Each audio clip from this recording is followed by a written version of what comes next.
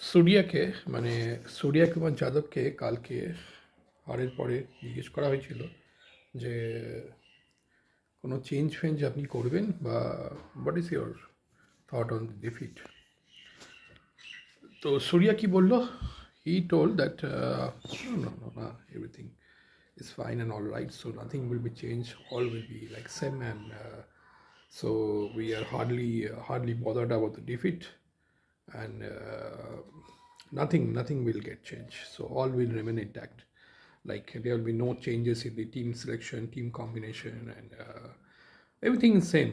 আগের দিন উনি বলেছিলেন যে অভিষেক শর্মা সম্বন্ধে যে अभिषेक शर्मा के फॉर्म लेके जो अभी परेशान है, जो लोग मतलब सोच रहे हैं, ठीक है, तो हम लोग को लगता है कि अभी उन लोग को उनके बारे में सोचना चाहिए, या अ, उनको मतलब उनको लेकर उन लोग को लेकर हम लोग को सोचना चाहिए, या हम लोग परेशान हैं। हाँ, after that what happened, Abhishek again failed yesterday. He took 12 balls, I think, and scored only 15 runs, and he was struggling. अक्षर पटेल के কেন দাঁত দেওয়া হয়েছে কেউ জানে না। He is a very very useful player, plus he is a all-rounder and also the vice captain.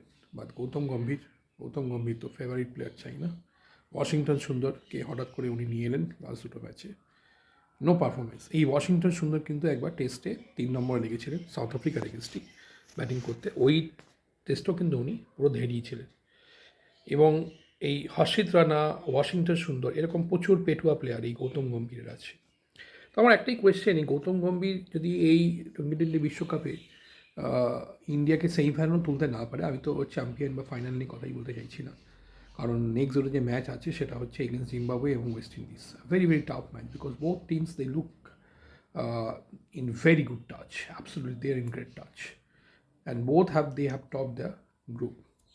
তো ইন্ডিয়ার পক্ষে ইজি হবে না। আমি net run rate, fed run rate ধারে কাছে যাচ্ছি না, ওসব অনেক দূরের কথা। আগের টিম দুটোকে হারাক, যদি হারাতে পারে তাহলেই অনেক। তো it could be, in my opinion this could be real challenge for them. তো দেখা যাক, যদি এই টুর্নামেন্টে ইন্ডিয়াকে সেমিফাইনালও গৌতম গম্ভীর তুলতে না পারে, তারপরেও কি এই লোকটা চাকরি থাকবে? 14 কোটি টাকা মাইনে নিচ্ছে, হ্যাঁ ঠিকই শুনেছেন, 14 কোটি টাকা স্যালারি এই ভদ্রলোকের, গৌতম গম্ভীরে। আশা অবধি অ্যাচিভমেন্ট বলতে গেলে নেক্সট টু নীল। WDC চ্যাম্পিয়নশিপে ইন্ডিয়া হেরেছে, টেস্টে আউট হয়ে গেছে। কিছু বাইলিটারাল সিরিজ টেবিলিয়নে জিতেছে, ওয়ান ডে সিরিজ মোস্টলি হেরেছে। চ্যাম্পিয়ন্স ট্রফিটা জিতেছিল because of Rohit Sharma and Virat Kohli. So his performance till now is absolutely negligible.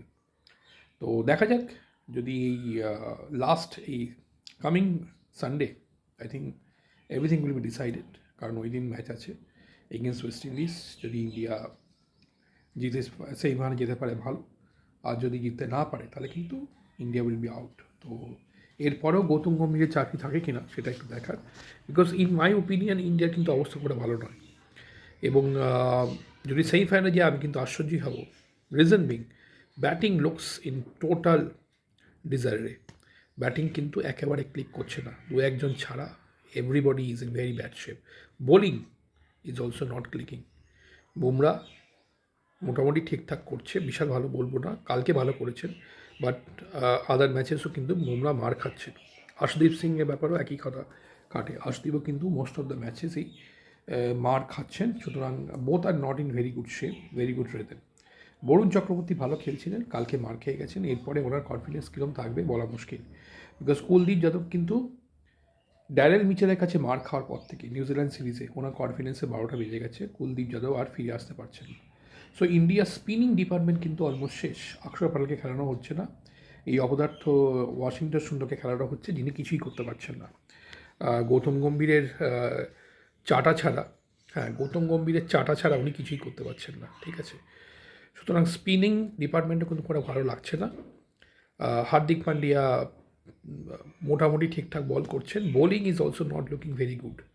So in my opinion to win against Zimbabwe and West Indies will be very very tough. যদি করতে পারে খুবই ভালো, but I am not very hopeful because যাও ইন্ডিয়ার অবস্থা, তাতে কিন্তু আমার ঠিকঠাক লাগছে না। এই সূর্যা কুমার যাদবের বড় বড় কথা ছাড়া আর গৌতম গম্ভীরের এইসব মানে কী বলবো মানে অত্যন্ত জঘন্য কাজকর্ম ছাড়া টিমটা তো উনি 12টা বাজিয়ে দিয়েছেন একেবারে। বিরাট কোহলি, রোহিত শর্মাকে উনি টিম থেকে বার করে দিয়েছেন বহু আগেই।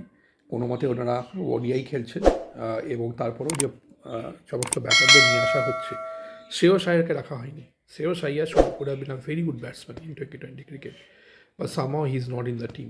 ঠিক আছে, তো আমি বলবো যে things are not looking very good for India right at the moment. জানি না, যদি সেমিফাইনাল যেতে পারে খুব ভালো, বাট আমার মতে সেমিফাইনাল যাওয়ার চান্স কিন্তু 25 to 30%, 25 to 30%।